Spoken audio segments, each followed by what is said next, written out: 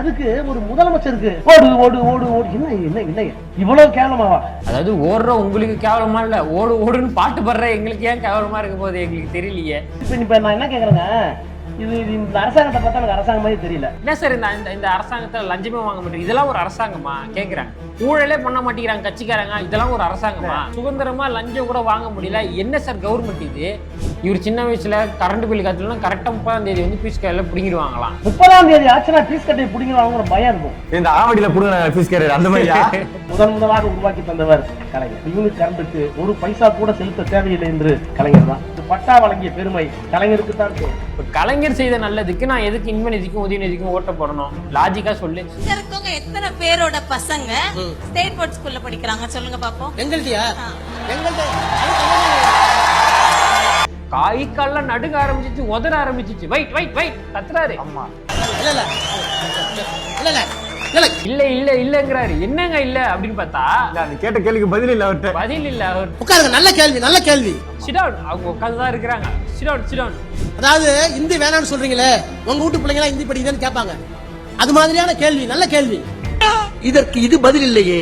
இவர் பதில் சொல்றது இன்னைக்கு புரியாது, நம்ம வீட்டுக்கு போய் யோசிச்சு பார்த்தா அப்பயும் புரியாது. ஏன்னா அதுக்கான பதில் கிடையாது. கலைஞர் தான் செம்மொழியை அறிமுகம் செய்தார் என்று அவர் கூறிய உடனேயே அருகில் இருந்த மின்கம்பம் அவர் மீது சரிந்து விழ நூலிழையில் அங்கிருந்து நகர்ந்து உயிர் தப்பி இருக்கிறார்.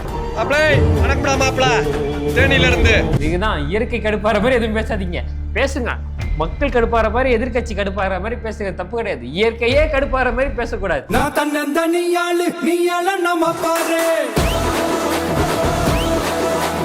பீஸ்னியர்களுக்கு வணக்கம். தத்திகள் பலவிதம், ஒவ்வொன்றும் ஒரு விதம். இது எதுக்கு சொல்றீங்கன்னு கேட்டீங்கன்னா, சும்மா தான் சொன்னேன், வேற எதுக்கு, சும்மா ஒரு டைலாக் சொல்லுவோம்னு சொன்னோம். இன்னைக்கு ஆராசாவை பத்தி பார்க்க போறோம். அதுக்காக அந்த டைலாக் சொல்லலை, சும்மா தான் சொன்னோம். ஆராசா அவர்கள் தொடர்ந்து விஜயை விமர்சிச்சே இருக்காரு. தொடர்ந்து ஒரு 4-5 இன்டர்வியூ வந்து கடுமையாக விஜய் அவர்களை விமர்சி. ஆனால் ஆராசா அதிர்ஷ்டமா இல்லை நம்ம துரதிர்ஷ்டமான்னு தெரியல. அவர் பேசினதுக்கு அப்புறம் வேற ஒன்று அதோட வெயிட்டாக மாட்டிடும், அதனால தப்பிச்சிட்டேன். இந்த தடவை டைம் எடுத்து அடிப்போம். எப்போ பழைய கண்டென்ட்டாக இருந்தாலும் இப்போ எடுத்து பேசுவோம் அப்படின்னு சொல்லிட்டு, இப்போ ரொம்ப பழைய எல்லாம் கிடையாது. 4 நாள் முன்னாடி அவர் திருமுனை கூட்டத்தில் பேசின ஒரு வீடியோவை தான் இன்னைக்கு போட்டு புழக போறோம். வாங்க வீடியோக்குள்ள போகலாம். இது ஒண்ணு கவர்ச்சிக்காக கூடுற கூட்டம் இல்ல. கை கால் ஆட்டெல்லாம் ராஜாவுக்கு தெரியாது. பஞ்சவசனம் பேசுறதுக்கு ராஜாவுக்கு தெரியாது. டூயட் பாடுறதுக்கு ராஜாவுக்கு தெரியாது. அநாகரிகமா பேசுறது கூட ராஜாவுக்கு தெரியாது. பாத்தீங்களா, ஆபாசமா பேச வராதுன்னு சொன்னார் பாத்தீங்களா, அது ஒத்துக்க முடியாது. இதுதான் இவர் தான் ஸ்பெஷலிஸ்டே. அதுல ஒருத்தர் கொச்சியா பேச முடியும், அதுவும் இத்தனை வருஷமா கூட்டணியில இருந்தவங்கள கொச்சியா பேச முடியும், ஆபாசமா பேச முடியும். தாண்டி கூட அந்த நண்பர் வேற அவரு. ரொம்ப கேவலமான, ரொம்ப இழிவுபடுத்தக்கூடிய ஒரு ட்வீட் அவரு விசிகா. ஆமா, அது எப்படின்னா கிட்டத்தட்ட 18 வயசு கீழே இருக்கவங்க வந்து அந்த மாதிரி பதிவு பார்க்கவே கூடாது. அப்படி அந்த மாதிரி ஒரு ட்வீட்டை வந்து விசிகாவை வச்சு அவர் விமர்சிச்சிருந்தாரு. கேட்டா அதுக்கு ஏதோ விளக்கெல்லாம் கொடுத்தாரு. அந்த மாதிரி ஒரு ட்வீட்டை போட்டுட்டு ஒரு மேடையில் என்ன பேசுறாரு, எனக்கு ஆபாசமா பேச வராது. ஏன்னா இவ்வளவு திறமையை உள்ளுக்குள்ள வச்சுக்கிட்டு என்ன தன்னடக்கமா சொல்லுங்க, அதுல நான் தான் ஸ்பெஷலிஸ்ட்னு தைரியமா சொல்லுங்க. அந்த மாதிரி வேலையை தானே பார்த்துட்டு இருக்கீங்க. ஒரு அநாகரிகமான மனிதன் ஆட்சி கட்டில் இருக்கிறார், அதை அப்புறப்பட்ட கடமை நமக்கு இருக்கிறது. இவர் ஸ்டாலின் அவருக்கு ரொம்ப நாகரிகமானவர். இங்கே தூய்மை பணியாளர்கள் வந்து அந்த ரிபன் பில்டிங்க்கு முன்னாடி வந்து போராட்டம் நடத்தும் போது பக்கத்தில் தான் தேட்டரு. இவர் சுற்றிக்கிட்டு போயிட்டு கூலி படம் பார்த்தாரா இல்லை என்ன படம், இட்லி கடை படம் பார்த்தாரான்னு தெரியல. ரொம்ப நாகரிகமான அரசியலை அவர் கையில் எடுத்தார். அங்கே செவிலியர்கள் போராடினப்போ கண்டுக்கல, இடைநிலை ஆசிரியர்கள் போராடினப்போ கண்டுக்கல, தூய்மை பணியாளர்கள் போராடினப்போ கண்டுக்கல, பரந்தூர் விமான நிலைய மக்களோ மீனவர்களோ விவசாயிகளோ யாரையும் கண்டுக்கல. சூப்பரான நாகரிகமான அரசியலை முதலமைச்சர் மு.க. ஸ்டாலின் அவர்கள் கொடுத்தாங்க. இவர் அநாகரிகமான அரசியல். இவர் வந்து மாமனிதன் ஆட்சியை கொடுத்துட்டாரு, நம்மளை வந்து அநாகரிக மனிதன் சொல்றாரு. விஜய் அவர்கள் சொன்னாருங்க பாத்தீங்களா, முதலமைச்சர் விஜய் அவர்கள் சொன்னாங்க பாத்தீங்களா, வாய் இருக்குன்ட்டு என்ன வேணா பேசக்கூடாது அப்படின்னாரு. அவர் டீசெண்டா சொன்னாரு. ஆனா நம்ம வட்டார வழக்குல என்ன சொல்லுவோம், உனக்கெல்லாம் வாயில நாய் தூக்கிட்டு போயிருந்தா அப்படின்னு சொல்லுவோம் பாத்தீங்களா, அந்த மாதிரி பேச்சு தான் இவர் பேசிட்டு இருக்காரு. இப்ப இவ்வளவு வெளிச்சம் இருக்குது, இவ்வளவு மின்சாரம் கலைஞர் வருவதற்கு முன்னால் உங்களுக்கு சாத்தியமா? அது மட்டுமா, அங்க லைட் இருக்கிறதுக்கு யாரு காரணம்னா, தாமஸ் லைட்டை கண்டுபிடித்த தாமஸ் ஆல்வா எடிசனும் அந்த ஏரியா எலக்ட்ரிஷியன் தான் காரணம். உடனே கலைஞர் தான் காரணம், எல்லாத்துக்கும் கலைஞர் தான் காரணம் அப்படின்னா என்ன சார் பண்றது? இதனால தான் மக்கள் உங்களை ஏற்றுக்க மாட்டுறாங்க. இது தெரியாம திரும்ப திரும்ப இவங்க சுற்றி ஒரு 40 பேர் கையை தட்டுறாங்கன்னே திரும்ப திரும்ப அதையே அரைச்சமாவே அரைச்சி புளிச்சு போய் நல்லா இல்லை சார், மாற்றிக்கோங்க சார் கொஞ்சம். 40 பேர் கைத்தன கூட அதில் ஒருத்தர் தனியாக கை தட்டிட்டு பாரு, அதெல்லாம் மறக்க முடியாது. ராஜராக இருந்தாலும், பக்தவச்சலமாக இருந்தாலும், பேரறிஞர் அண்ணாவாக இருந்தாலும், பெரியாராக இருந்தாலும், ராஜாஜியாக இருந்தாலும், கலைஞராக இருந்தாலும், மாண்புமிகு முத்துவேல் கருணாநிதி ஸ்டாலின் என்ற மகத்தான இன்றைய தலைவராக இருந்தாலும், இவர் பாடிய சுதியை கவனித்தீரா? தெரியல, இன்னொரு தடவை பார்க்கலாமா? சரி, திருப்பி இன்னொரு தடவை போடலாம். பெரியாராக இருந்தாலும், ராஜாஜியாக இருந்தாலும், கலைஞராக இருந்தாலும், மாண்புமிகு முத்துவேல் கருணாநிதி ஸ்டாலின் என்ற மகத்தான இன்றைய தலைவராக இருந்தாலும், இப்ப எது பாத்தியா? இல்லையே, ஒன்றும் தெரியல. அதுல அந்த கட்டை மட்டும் போடுங்க. மாண்புமிகு முத்துவேல் கருணாநிதி ஸ்டாலின் என்ற மகத்தான பாத்தியா? எல்லார் பேரையும் சொல்லும்போது நார்மலா சொல்றாரு, இல்ல முத்துவேல் கருணாநிதி ஸ்டாலின் அப்படின்னு சொல்லும்போது மட்டும் ஒரு ஜம்ப் பாத்தீங்களா? இவருதாங்க உண்மையா. நம்ம சும்மா போனா, நம்ம சும்மா ஒருத்தவங்களை கிண்டல் பண்ணணுன்றதுக்காக கொத்தடிமை அப்படின்லாம் சொல்லல. உண்மையாலுமே அவங்க அதை என்ஜாய் பண்றாங்க, அதை பெருமைப்படுறாங்க, அப்படிதான் அவங்க இருக்கிறாங்க. அவங்க வந்து ஒரு அரசருக்கு, ஆமா, ஒரு அரசருக்கு மரியாதை கொடுக்குற மாதிரி முத்துவேல் கருணாநிதி ஸ்டாலின் அப்படின்னு நெஞ்சு சொல்றாங்க பாத்தீங்களா? அதெல்லாம் அவங்களுக்கு மட்டும்தான் வரும் போல இருக்கு. அது பிளட்லயே வரணும், பிளட்லயே வரணும். ஆமா, நமக்கெல்லாம் அப்படி இல்லை சார். அடிமையா இருக்குன்ற நம்மளுக்கு ஒன்றும் அவசியம் கிடையாது. ஆமா, இவங்கெல்லாம் எவ்வளவு காலமா வாழ்ந்திருக்காங்க பாருங்க. அடிமையா வாழ்ந்து அதுக்கே பழக்கப்பட்டு அதை பெருமையா நினைக்கக்கூடிய ஒரு கூட்டம் தமிழகத்துல இருக்குதுன்னா அது திமுக தான். அதுல எந்த மாற்று கருத்துமே இல்லை. அதுல இவர் எல்லாருக்கும் ஒரு சீனியரு, ஒரு மூத்த கொத்தடிமை அப்படின்னு சொல்லலாம். இவர் சின்ன வயசுல கரண்ட் பில் காத்துலன்னா கரெக்டா 30ஆம் தேதி வந்து பீஸ் கேர்ல பிடிங்கிடுவாங்களாம். 30ஆம் தேதி ஆச்சுன்னா பீஸ் கட்டை பிடிங்கிடுவாங்கிற பயம் இருக்கும். இந்த ஆவடியில புடுங்க பீஸ் கேர் அந்த மாதிரியா? சைக்கிள் ரிக்ஷாவை இந்தியாவில் முதலாக உருவாக்கி தந்தவர் கலைஞர். யூனிட் கரண்ட்டுக்கு ஒரு பைசா கூட செலுத்த தேவையில்லை என்று முதலாக உத்தரவு போட்டது கலைஞர் தான். பட்டா வழங்கிய பெருமை கலைஞருக்கு தான் சேரும். இவர் ஒரே கலைஞர் போராட்டமே பாடிட்டு இருக்காரு. இவர் கூற்றுப்படி கலைஞர் வந்து இந்த நல்ல விஷயங்களை பண்ணியிருக்காருன்னே வச்சுப்போம். அவர் சொல்ற மாதிரியே சரி, ஓகே சார். இப்போ லாஜிக்கா நான் என்ன கேட்கிறேன்னா, கலைஞர் செய்த நல்லதுக்கு நீ இன்ப நிதிக்கு எதுக்கு ஓட்டு போட சொல்ற? எனக்கு புரியலையே. அது கரெக்ட் தான். அவர் கலைஞர் செஞ்சாரு, செத்துட்டாரு. கலைஞருக்கு பீச்சில் நினைவிடம் வச்சாச்சு. அவர் கலைஞர் பிறந்த நாளுக்கும் இறந்த நாளுக்கும் அவரோட புகைப்படத்தை வச்சு அவர் மலர் தூவி மாலை போட்டு அவரை வாழ்த்தி வணங்கியாச்சு, முடிஞ்சிருச்சு. இப்போ கலைஞர் செய்த நல்லதுக்கு நான் எதுக்கு இன்ப நிதிக்கும் உதயநிதிக்கும் ஓட்ட போடணும்? லாஜிக்கா சொல்லு. அவங்க எதனா நல்லது பண்ணியிருக்காங்களா? அவங்க எதனா வந்து திறமையா இருக்கிறாங்களா? அவங்க எதனா பேசியிருக்காங்களா, பண்ணியிருக்காங்களா, வந்திருக்காங்களா, போயிருக்காங்களா, மக்கள் பிரச்சனை நின்றுருக்காங்களா, போராட்டம் பண்ணியிருக்காங்களா? எதனா ஒன்று பண்ணியிருந்தா நீ சொல்லு, அவங்களுக்கு நம்ம ஓட்டு போடலாம். பண்ணாதானே சொல்றதுக்கு. அதனாலதான் இன்னமும் கலைஞர் போறோம் பாடியே ஓட்டுக்கிட்டு இவங்க எதுவும் பண்ணல. ஸ்டாலினும் உதயநிதியும் இன்ப நிதியும் எதுவும் பண்ணல. இன்னும் கலைஞர் பண்ண விஷயங்களை வச்சு இவங்க பேசுறாங்கன்னா அவர் பண்ணதுலேயே நிறைய முரண்பாடுகள் நமக்கு இருக்குது. ஒரு திட்டம் போடுறாருன்னா அதுல இருந்து பல திட்டம் போடுவார். அதுல அவர் பல திட்டம் போட்டிருக்கிறாரு. அதுல நமக்கு மாற்று கருத்து இருக்குது. அதுவே நான் ஒத்துக்க மாட்டேன். நீ அவரு நல்லது செஞ்சிருக்காரு அதனால இவருக்கு ஓட்டு பண்ண, இதை நான் எப்படி ஒத்துப்பேன்? இன்னும் இதனாலதான் நீங்க தோத்துட்டு இருக்கீங்க. இன்னும் எங்களை நீங்க பைத்தியக்காரங்களே நினைச்சிட்டு இருக்கீங்கல்ல. இப்ப நான் என்ன கேக்குறேங்க, இது இந்த அரசாங்கத்தை பார்த்தா எனக்கு அரசாங்கம் மாதிரி தெரியல. என்ன சார் இந்த அரசாங்கத்துல லஞ்சமே வாங்க மாட்டேன், இதெல்லாம் ஒரு அரசாங்கமா கேக்குறாங்க. ஊழலே பண்ண மாட்டேங்கிறாங்க கட்சிக்காரங்க, இதெல்லாம் ஒரு அரசாங்கமா? அரசாங்கம்னா எப்படி இருக்கும் தெரியுமா? போன 5 ஆண்டு எப்படி இருந்துன்னு பார்த்து கத்துக்கங்க. ஒரு அதிகாரி சுதந்திரமா லஞ்சம் கூட வாங்க முடியல. என்ன சார் கவர்மெண்ட் இது? எங்க பார்த்தாலும் மக்கள் ஒரு அரசாங்கத்தை புகழ்றாங்க, இதெல்லாம் ஒரு அரசாங்கமா? மக்களுக்கு நல்லது செஞ்சுட்டு இருக்குது, இப்படி இல்லாம இருக்கலாமா ஒரு அரசாங்கம் அப்படின்னு சொல்லிட்டு என்ன சொல்றாரு? திமுக அரசாங்கத்தை பார்த்தா ஊழல் லஞ்சமும் வருது, நமக்கு கமிஷனும் வருது, பார்ட்டி ஃபண்ட் வருது, எல்லாருமே போராட்டத்துல எல்லாருமே போராட்டத்துல ஈடுபடுறாங்க. இப்படிதான் இருக்கணும் அரசாங்கம். நல்ல அரசாங்கத்தை கொடுத்துட்டு இதெல்லாம் அரசாங்கம் மாதிரியே தெரியலையே. நல்லா இருக்குதே. ஆமா, அதெல்லாம் மக்கள் முதல்ல பத்தி நல்லா ஆஹோன்னு பேசுறாங்க.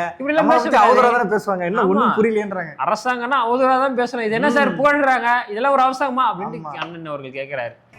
செந்தில் பாலாஜி ஓடுறாரு. எதுக்கு ஓடுறாரு? நீ வழக்கு போட்டு இந்த நேர்மையா நடந்துகிட்டா நாங்க ஏன் பெயிலுக்கு போறோம்? செந்தில் பாலாஜி ஓடுறாரா? நேர்மையான முறையில வழக்கு போட்டதான் நாங்க ஏன் ஓடுறோம்? நீ நேர்மையா நடந்ததா நாங்க ஏன் வழக்கவே போடுறோம்? நீங்க தாவேகா எம்எல்ஏ விலைக்கு வாங்குறதுக்கு முயற்சித்தது வழக்குல அவர் வந்து கேஸ் போடுறாங்க. அவர் மேல அவர் அப்சண்ட் ஆகி பெயில் ஆகி வராரு. நாங்க வந்து மக்கள் போராளி சுதந்திர போராட்ட தியாகி மேல வந்து பொய் வழக்கு போட்ட மாதிரி இவர் தான் பேசிட்டு இருக்காரு. அவரு எம்எல்ஏ விலைக்கு வாங்க முயற்சித்ததை அவர் மேல வழக்கு போடுறாங்க. அது வந்து தப்பு. அதை வந்து நாங்க வந்து கேஸ் போட்டா நாங்க நேர்மையான வழி இல்ல, நேர்மையான ஆட்கள் இல்ல, நாங்க வந்து பொய் கேஸ் போடுறோம். அவர் என்ன போராளி? அவர் மேல பொய் கேஸ் போடுறதுக்கு நீங்க போட்டீங்களா? திமுக ஆட்சியில பேசுறவங்க மேல எல்லாம் பொய் கேஸ், எங்க மேலேயே பொய் கேஸ், எவ்வளவு பேர் மேல பொய் கேஸ் போட்டீங்க? அவருக்கு மேல அதுவும் முத கேஸ் போட்ட மாதிரி பேசிட்டு இருக்காரு. அவர் மேல ஏகப்பட்ட கேஸ் இருக்குது. அதுல இதுல ஒரு கேஸ் அவ்வளவுதான். பொய் கேஸ் போடுகிற போது சட்டப்படி பெயில் வாங்குறதுக்கு அது வரைக்கும் நான் தலைவராக இருக்கிறதுக்கு எனக்கு உரிமை உண்டு. அரசியல் சட்டம் கொடுத்திருக்கிற உரிமை. ஏன்னா நீ போடுறது பொய் கேஸ். அதாவது பொய் கேஸ் போட்டா அப்சண்ட் ஆகிறதுக்கு உரிமை அவர்களுக்கு உண்டா? சட்டப்படியா உண்டா? என்ன சார் இது புரியலையே. சட்டப்படி ஒருத்தர் மேல வழக்கு போட்டிருந்தா அவர் போய் ஆஜராகி கோர்ட்ல ஆஜராகி அவர் அந்த சட்டப்பூர்வமான அந்த நடவடிக்கையில் வந்து ஈடுபட்டு சட்டத்துக்கு ஒத்துழைச்சு அதில் நான் நிரூபித்து வெளியே வர்றது வேற, அவங்க பெயில் கொடுத்தா வந்து வெளியே வர்றது வேற, நான் அப்சண்ட் ஆகுறது, அப்சண்ட் ஆகி ஏபி போடுறது வேற. இதுக்கெல்லாம் வந்து உரிமை உண்டு. இதுக்கு வந்து உரிமை நியாயம் எல்லாம் மக்களை இன்னும் முட்டாளைகளே. இன்னும் 40 வருஷத்துக்கு முன்னாடி மக்கள் எதை சொன்னாலும் நம்பினாங்க பாத்தீங்களா? இன்னும் மக்கள் அப்படியே இருக்காங்கன்னு நினைச்சிட்டு இருக்கிறாங்க. இவங்க கூட்டினோட கூட்டம்லாம் அப்படிதான் ரசிச்சிட்டு இருக்காங்க. அதனால அப்படி இருக்கலாம். ஆமா, நாட்டுல இருக்க முதலமைச்சர் நல்லவர் அல்ல, பேய் அரசாண்டால் பிணந்திருந்தும் சாத்திரங்கள் தான் பாரு. அது மாதிரி ஒரு ஆட்சி. இந்த நாட்டை ஆளக்கூடிய முதல்வர் நல்ல முதல்வர் இல்லையா? ஒருத்தர் வீட்டுல உட்காந்துருக்காருல ஒரு முதல்வர், அவர் தான் நல்ல முதல்வர்ன்ற மாதிரி பேசுறாரு. எந்த அளவுக்கு நல்ல முதல்வர்னா அவர் சொந்த தொகுதியில ஒரு தோத்துட்டு உட்காந்துருக்காரு. அந்த வீட்டுல இருக்க முதல்வர் நல்ல முதல்வர். நாட்டுல போயிட்டு மக்களுக்கு நல்லது பண்றாரு பாத்தீங்களா? அவர் நல்ல முதல்வரே கிடையாதுங்க. அப்படி என்னங்க அவர் தப்பு பண்ணிட்டாரு? எங்க முதல்வர் தோக்கடிச்சிட்டாருங்க. அந்த மாதிரி ஒரு ஆதங்கத்துல பேசிட்டு இருக்காரு. இவருக்கு என்ன கோபம் அந்த முதல்வர் மேலன்னு பாத்தீங்கன்னா, எங்க முதல்வர் தோக்கடிச்சிட்டாருங்க. எங்க முதல்வர் எவ்வளவு நல்ல முதல்வர் தெரியுமா? என்ன அப்படி என்ன நல்ல முதல்வர்? பார்ட்டி ஃபண்ட் வாங்கி கொடுப்பாருங்க. ஊழல் லஞ்சம் பண்ணா கண்டுக்க மாட்டாருங்க. அதிகாரிகள் யாருமே கண்டுக்க மாட்டாருங்க. அவர் ஜாலியா எங்கன்னா கூட்டி கொடைக்கானல் ஃபாரின்ல சைக்கிள் ஓட்ட போயிடுவாங்க. சந்தோஷமா எல்லா திட்டு வேலையும் பண்ணிட்டு அவருக்கு தெரியாம இவர் என்னங்க இவ்வளவு ஸ்ட்ரிக்டா இருக்காரு, இவர் கெட்ட முதல்வருங்க அப்படிங்கிறாரு. அதுக்கு ஒரு முதலமைச்சருக்கு ஓடு ஓடு ஓடு ஓடு என்ன என்ன என்ன இவ்வளவு கேவலமாவா? அதாவது ஓடுற உங்களுக்கு கேவலமா இல்ல, ஓடு ஓடுன்னு பாட்டு பாடுற எங்களுக்கு ஏன் கேவலமா இருக்க போகுது எங்களுக்கு தெரியலையே. எங்கள் செந்தில் பாலாஜியை பொய் கேஸ் போட்டு நீங்க வந்து கைது பண்ண முயற்சிக்கிறீங்க. உங்க செந்தில் பாலாஜியை கைது பண்ணணும்னா எதுக்கு பொய் கேஸ் பண்ணணும்? ஆல்ரெடி இருக்க கேஸ்ல பெயிலை கேன்சல் பண்ணாலே கைதாயிட்டு போயிடுவாரு. ஆமா, இதுல அவர் வேற பொய் கேஸ் போட்டு வேற கைது பண்றாங்களா? இதுல வேற பர்ஃபார்மன்ஸ் வேற பயங்கரமா வேற பண்ணுவார் ஒரு கார்ல உட்கார்ந்து. அதெல்லாம் மறக்க முடியாது. இவர் இந்த மாதிரி ஊரு புலா பொய்ய சொல்லிக்கிட்டு மக்களுக்கு அநியாயமான பேச்சை பேசிட்டு சுத்திட்டு இருக்காரு. இவர் ஊரு போல பொய்ய பேசி சுத்திட்டு இருக்கிறது இயற்கைக்கே பொறுக்கல. கலைஞர் தான் செம்மொழியை அறிமுகம் செய்தார் என்று அவர் கூறிய உடனேயே அருகில் இருந்த மின்கம்பம் அவர் மீது சரிந்து விழ நூலிழையில் அங்கிருந்து நகர்ந்து உயிர் தப்பி இருக்கிறார். இன்றைக்கு இருக்கிற நம்முடைய முதலமைச்சர் ஆட்சிக்கு வந்தாரு, செம்மொழியை கொண்டு வந்தது கலைஞர்.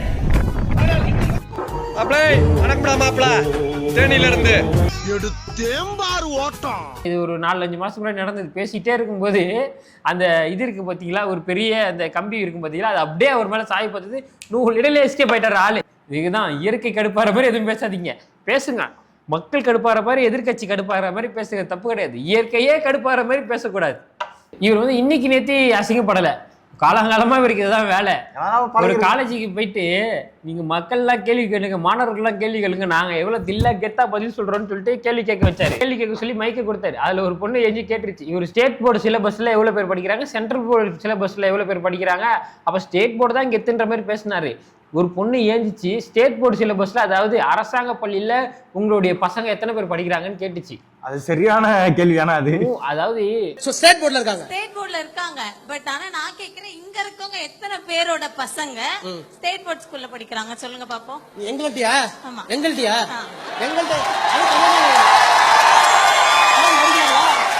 எதுக்கடா மைக்க கொடுத்த மாணவர்கள்கிட்ட இப்படி எல்லாம் கேள்வி கேட்கிறாங்கன்ற மாதிரி பதறிட்டாரு. கை கால்லாம் நடுங்க ஆரம்பிச்சிச்சு, உதற ஆரம்பிச்சிச்சு. வைட் வைட் வைட் கத்துறாரு. ஆமா, இல்ல இல்ல இல்லங்கிறாரு. என்னங்க இல்ல அப்படின்னு பார்த்தா அது கேட்ட கேள்விக்கு பதில் இல்ல அவர்கிட்ட. பதில் இல்ல அவர்கிட்ட. அதான் இல்ல இல்ல இருங்க இருங்க இருங்க அப்படிங்கிறாரு. அதாவது மைக்க மாத்தி கொடுத்துட்டாரு, அவரு கேட்கற கேள்வி வரல, அதனால பதட்டமாயிட்டாரு தலைவர். வேற யாரோ வந்து சொல்லி வைக்காத கேள்வியை கேட்டுட்டாங்க. இவங்க செட் பண்ணிருக்க ஆட்களை தாண்டி யாரோ ஒருத்தவங்க மைக்க வாங்கி கேட்டோடனே பதறிட்டாரு. பயப்புல பதறிட்டாரு.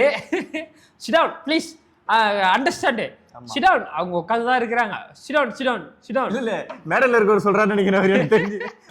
வேற சென்ட்ரல் போர்டுல படிக்க, அதுக்கு தான் சொன்னேன். நல்ல கேள்வி, தயவுபண்ணி நல்ல கேள்வி. ஒரு 5 நிமிஷம் செலவு பண்ணலாம், தப்பு இல்ல. நல்ல கேள்வி, உட்காருங்க. நல்ல கேள்வி நல்ல கேள்வி நல்ல கேள்வி நல்ல கேள்வி. இந்த கில்லி படத்துல அவங்க தங்கச்சி சொல்லுவாங்க பாத்தீங்க, விஜயனுடைய தங்கச்சி சொல்லுவாங்க பாத்தீங்களா, டேய் பதிலா சொல்றா, அந்த மாதிரிதான் இருந்தது அண்ணா அவர்களுக்கு. நல்ல கேள்வி நல்ல நல்ல கேள்விதான், நல்ல பதில நீ சொல்லு பாக்கலாம். இல்லையே என்கிட்ட. அதாவது இந்தி வேணாம்னு சொல்றீங்களே, உங்க வீட்டு பிள்ளைங்க எல்லாம் இந்தி படிக்குதுன்னு கேட்பாங்க. அது மாதிரியான கேள்வி, நல்ல கேள்வி. இதற்கு இது பதில் இல்லையே. இவர் பதில் சொல்றது இன்னைக்கு புரியாது, நம்ம வீட்டுக்கு போய் யோசிச்சு பார்த்தா அப்பயும் புரியாது. ஏன்னா அதுக்கான பதில் கிடையாது. வேற ஒரு கேள்விக்கு பதில் தெரியலன்னு சொல்லிட்டு அவருக்கு தெரிஞ்ச பதில சொல்லிட்டு போயிட்டாரு. அந்த டைம்ல சமாளிச்சுட்டு கெத்தா போயிட்டாரு. அவ்வளவுதான். நீங்க மதமே பார்க்கல, கையில ஒரு மதம், நெத்தியில ஒரு மதம்.